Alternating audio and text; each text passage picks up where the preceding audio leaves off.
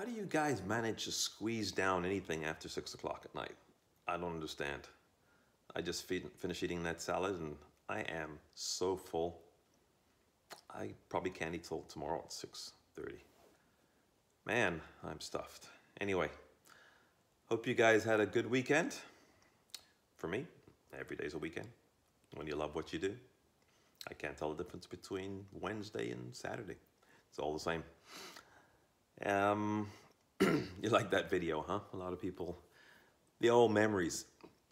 I'm sure, I'm pretty positive, you can let me know that nobody got the message I was trying to convey on that video. Like I said, it's not just about, loving to watch myself, which I do. But those are some great days. Training. That was in Portugal. That was in the spring of '92, I think, training for the Olympics. But the difference between good and great is the difference between Colin and myself. First of all, congrats, Colin. He didn't fall on the ice this weekend. I think that was the first round, or I don't know how they do it, but he's skating again next week. So keep it going. If you know Colin, he could barely stand on the ground, let alone skate. So good job, buddy. And thanks, Paul, for sending that over from England. He actually filmed it for me on his phone, I guess, from the TV, and I got to watch Carl skate. So that was really a lot of fun. So thanks, Paul. And to the other Paul on this side of the pond, excellent job. He was watching the two football games this weekend, and he texted me and he said, like, he's doing I can't remember exactly. I can't go through all the messages here, but the gist of it was every time there was a score, he would do push-ups. And every time there was if there was a touchdown, he would do push-ups. Field goal, he would do squats. So it ended up, I'm actually going to try to find it for you really quick here, because it was impressive.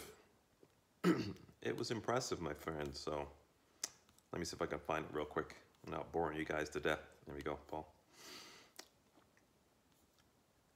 So half of each game was push-ups, and second half was squats with a 25-pound kettlebell, 20 reps for touchdown, 10 for a field goal. He ended up doing 210 push-ups and 180 squats.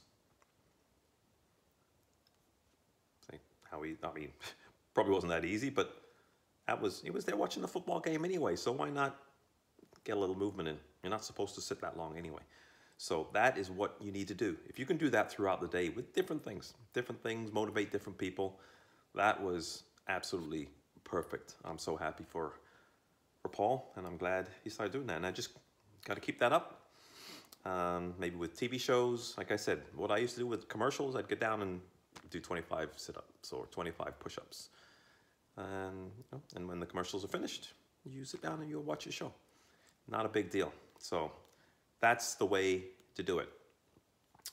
Bunch of things I wanted to talk about today. One, I got to keep going back to the microbiome. I was listening to a podcast today, and the guy was a PhD, professor of emeritus of can't even say the word, it's so long, immunotoxicology at Cornell University. So again, a pretty reputable guy. And this is echoed through all the guys that I listen to or read, and is the importance of obviously the microbiome. And the microbiome's everywhere. It's not just your gut. It's on your skin, it's in your mouth, and it's in your airways as well. So what I didn't know, which I got, is like when viruses come in, they don't necessarily do anything. If you have a strong microbiome, you're healthy, you have a strong immune system, it doesn't even make it to the immune system. Like the immune system attacks and fights viruses and bugs and things like that. But if you have a strong microbiome, and you have more, you're more microbe than you are genes. So 99% of us is microbe, and 1% is our genes. So we are way more microbe than we are, or human even. So it was just really fascinating. And that's why a lot of people, when you see the difference between some people suffering and some people not suffering, it's the strength of not only the immune system, but their gut bacteria, and not just their gut bacteria, all of the bacteria. So, and you only get that from eating proper whole foods. Also mentioned that, a lot of this thing, like when you're using all those, what do you call it, antimicrobial hand sanitizer and everything, worst thing in the world, because you're killing all the good bugs. You want to make sure that your body gets used to dirt, and get outside. And I always used to walk around bare feet and play in the dirt, and I might tell you a story one day. My sisters and my brother know the story, but it's probably why I have a strong immune system. But people need to get dirty like this. If you're too clean, that you're gonna get sick as well. So yes, it's good to get rid of the bad bugs out there, but you need some of them so your body can fight them. That's just part of being involved with the world and the universe. It's full of good and it's full of bad, and you got to find a good balance. So stop washing your hands, or if you wash your hands, just use soap. You don't need all that bacterial stuff. It's not good. And this is coming from the top. It's not coming from little old me. So that was really interesting today. I spent a couple hours just listening to that podcast, and I had a great conversation. This is more about the body and more the athletic side, which we'll get into a little bit later, because it was really in depth with my new good friend, Yusuf. Thanks so much. So that's a guy I did the podcast with that I'll release soon. We're going to do a couple more. But it's more about performance, and it's more about athletic performance, which trickles down to everybody, and people having, back pain and shoulder pain and all knee pain. Like, your body is one continuum. People are always treating, you got a bad back, they go treat the back, when it's not necessarily the back. It could be a number of different things. It could be your feet.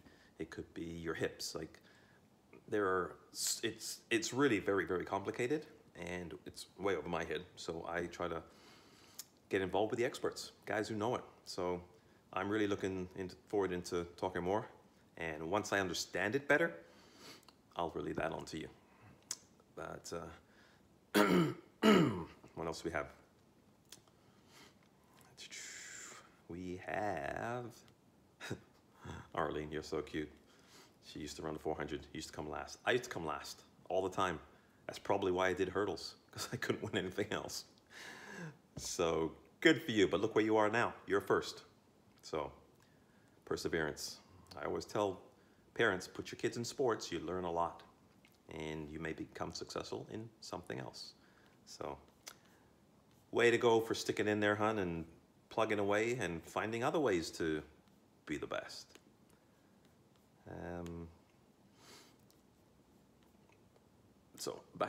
Did I tell you? Yeah. I don't know how I got off track. The video, good versus great. I was good, obviously. You can't win Olympic gold unless you're at least decent. Colin was great. If you watch that video again, I'll watch it a few hundred times, you'll notice how much faster he was moving than I was. I looked like a slug compared to how he was moving. And that was, a huge benefit to my career, being able to train. And I think I told you this before, is I used to take those videos and turn off the video part just to have the sound and listen to Colin's feet. They are so quick and so light. And I learned a lot from training with Colin. I was so lucky to train with Colin and Malcolm. Malcolm was a genius. Malcolm Arnold, he was our coach. Again, so the good to great was me being relatively good, and Colin, again, in my opinion, the best hurler all time. I never went under 13 seconds. That was a goal for most hurlers. He did it 20 times in one season. It was phenomenal. So that was the distinction between good and great. And one thing I never accomplished in my career, going under 13, but you can't win them all. So that was the message from there. And last but not least, I won't go too long, already too long, I got an email from my ex-father-in-law, thanks Elmer, Like I said, I love my ex-in-laws to death. They're such good people. And it was an article that came out in the Globe and Mail. And for those of you who aren't from Canada, that's like one of our reputable newspapers. Unlike the Sun in England, or the Sun here, for that matter. And the title, Why You Need to Eat Fewer Ultra-Processed Foods Like Frozen Pizza and even granola bars. And I could just start laughing as soon as I saw the title, because like, okay, you need to write an article on this? Is this rocket science here? Is this something new? No. Grocery stores are flooded. Really. Again, don't shoot the messenger. I'm just relaying the news. Examples: granola bars, protein bars, margarine, frozen pizza, chicken nuggets, breakfast cereals, pretzels. This, remember the experts from CP24.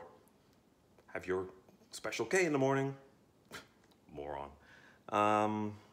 Oh, outside voice again, sorry. Instant noodles, muffins, like the list goes on. If anybody's still drinking soft drinks, then you're on the wrong channel. Okay, so all these are linked to increased risk of chronic health problems like obesity, heart disease, type 2 diabetes, and fatty liver disease. Have you heard of any of those things in the last couple of weeks? I think you've heard of it once or twice, at least out of this mouth anyway.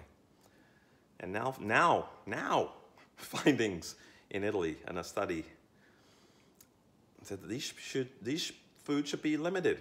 Really? Learned something new today. Added sugars in these foods contribute to harmful effects. Wow, they must have had fucking rocket scientists doing this article. Let me see that. I said 50% of the food, 50% of calories come from these foods, and more from kids 9 to 13. So again, if you're sending your kids off to school with cereal and orange juice, you might as well give them cigarettes. Now, talking about COVID and what's going on today and people dying, if you guys are doing that, you guys should be shot, okay? Because the old folks who are in there dying right now, they didn't really know all this stuff because they're being duped by all these food companies. You guys know better now. So if you're eating it, you're just putting pressure on your kids, because you're gonna end up in those homes sick. And you know what those homes are like. Now we know. You're gonna end up as sick as they are, and your kids are gonna be pulling their hair out and crying and calling for change. But you shouldn't be in there in the first place, because you're eating the shit that you shouldn't be eating, and you know it now. So you heard it here. Don't blame anybody except yourselves. And if you're giving your kids that, you're killing them too. So I'm just saying, pretzels, chips, and all these processed things and cereals and things, all these bars you're sending your kids to school with, these juice boxes, give them cigarettes. Let them die young, okay? You're just gonna make them suffer in those homes like those people are. I'm trying to keep this nice. Anyway, anybody wants to see this article, I'll copy and paste it, and you just DM me directly and I'll send it to you, because it's not that long. But, and just one more thing I wanted to mention here, is that it's talking about how it causes inflammatory disease and deteriorating your gut bacteria. Hello, we're talking now, it spikes your insulin. Same thing I've been telling you for the last couple of weeks or whatever. And where was the last thing I wanted to talk about? Was, before I run out of time here, because I only have 15 minutes and we're at 14. Was, anyway, the American Heart Association recommends, or they said something about, recommend you stay away from these foods. Now, I quickly Googled the American Heart Association, because I knew this already, but I wanted to refresh my mind and tell you guys. Guess who sponsors the American Heart Association? Canola. Number one killer, number one cause of heart disease. Kentucky Fried Chicken. And Oscar Mayer, the Diabetes Association is Kraft and Oscar Mayer wieners. There you have it, people. Enough said.